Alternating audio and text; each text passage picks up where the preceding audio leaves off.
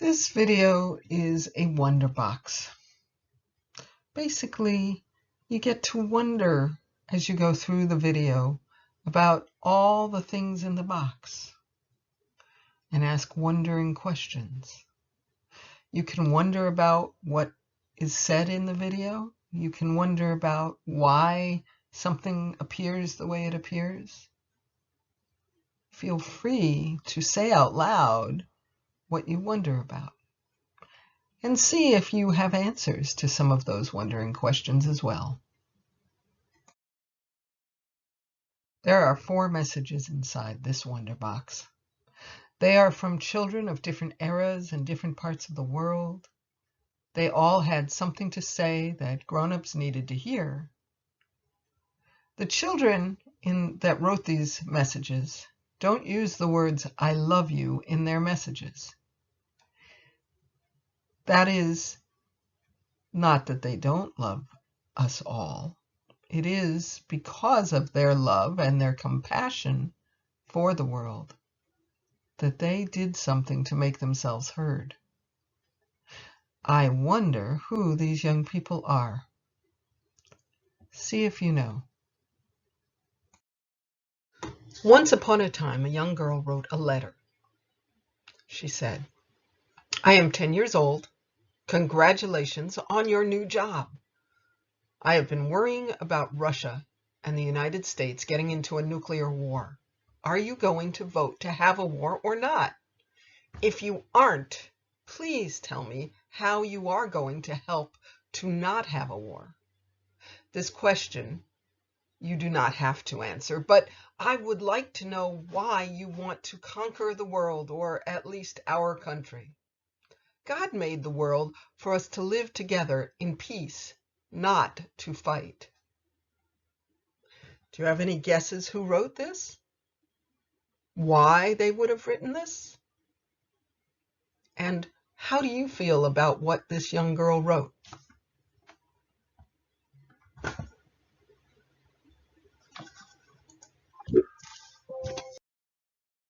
So that previous piece was written by Samantha Smith of Maine, here in the United States, back in 1982. Samantha was an American schoolgirl.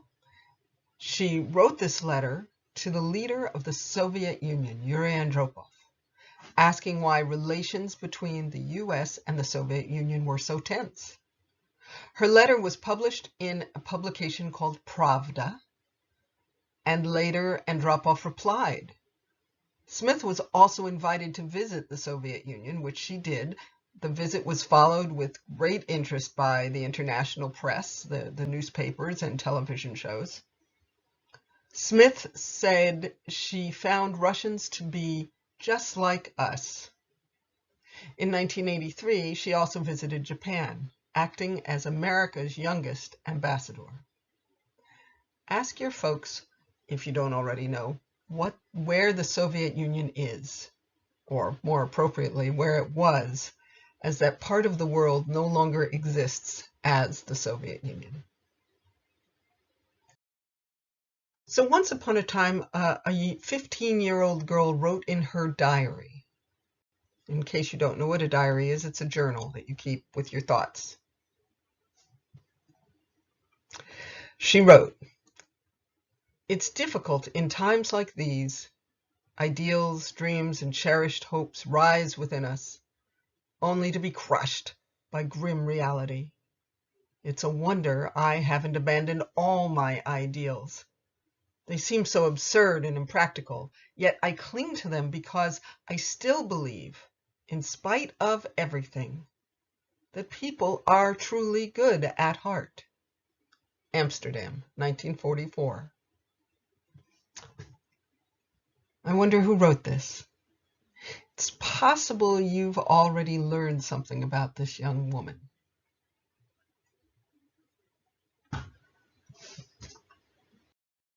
So I'm guessing you probably already know something about the young girl who wrote that statement. Anne Frank lived between 1929 and 1945, and there are a couple words you need to know before I read about her. The Gestapo was a group of secret police who worked under the administration called the Nazis, who had taken over Germany and much of Western Europe prior to World War II.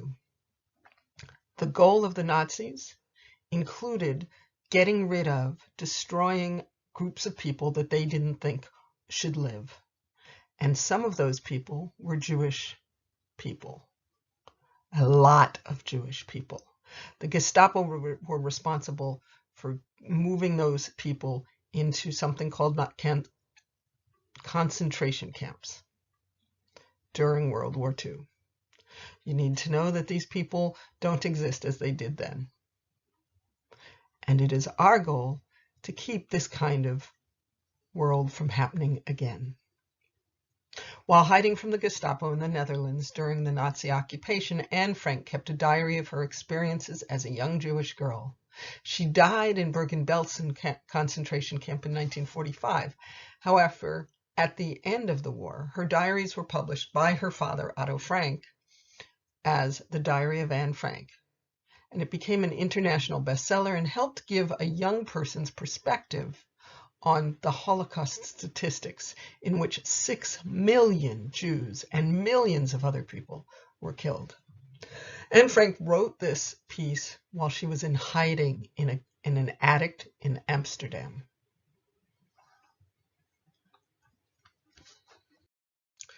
Once upon a time, a 16-year-old girl stood up and said, "I am not against anyone, neither am I here to speak in terms of personal revenge against the Taliban or any other terrorist group.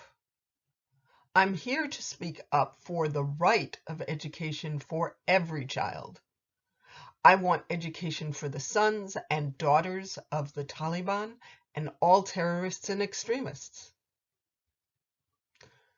I wonder who this young woman is. This is actually a really amazing message for a woman of only 16 years of age who stood up at the United Nations in 2013 to speak in support for the right of education, even for the children of the people who tried to kill her. Malala Yousafzai was a Pakistani schoolgirl, who defied threats of the Taliban to campaign for the right to education. She survived being shot in the head by the Taliban and has become a global advocate for human rights, women's rights, and the right to education. She has sought to emphasize the peaceful nature of Islam and the respect Islam has for education. Once upon a time, this 12-year-old boy said, "Do all you can with what you have in the time that you have, in the place you are." I wonder what was important about this young man's words. Why do you think doing everything you have in the time you have would be important? From where you are now. Can you imagine what that might be about?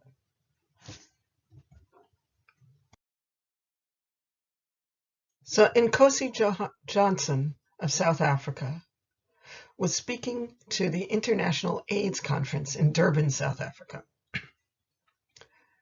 He had an illness called HIV/AIDS, and that illness is communicable, but not easily. You cannot get it by being in the same room with a person, or saying hello, or slapping them on the back. It's much more involved than that. This young man first came to public attention in '97 when a primary school in Johannesburg, a suburb of Melville in South Africa, refused to accept him as a pupil because of his HIV positive status. The incident caused a fervor at the highest political level. South Africa's constitution forbids discrimination on the grounds of medical status, and the school later had to reverse its decision. At the time of his death, He was the longest living surviving HIV-positive born child. Now, Valentines are words of love, usually letters that you send or give to somebody you care about, telling them how much you care about them. I included those words from all these children from around the world in different times, because these are messages they shared with the world, because they knew that loving the world was more important than being angry and hurting people. They shared these words because it's important to know them. And they shared these words because they had love and compassion. You also have words filled with love and compassion to offer and help the world, and just to help someone in your own home. This is how we reach for our sixth principle in Unitarian Universalism, the goal of world community with peace, liberty, and justice for all. What do you have to say?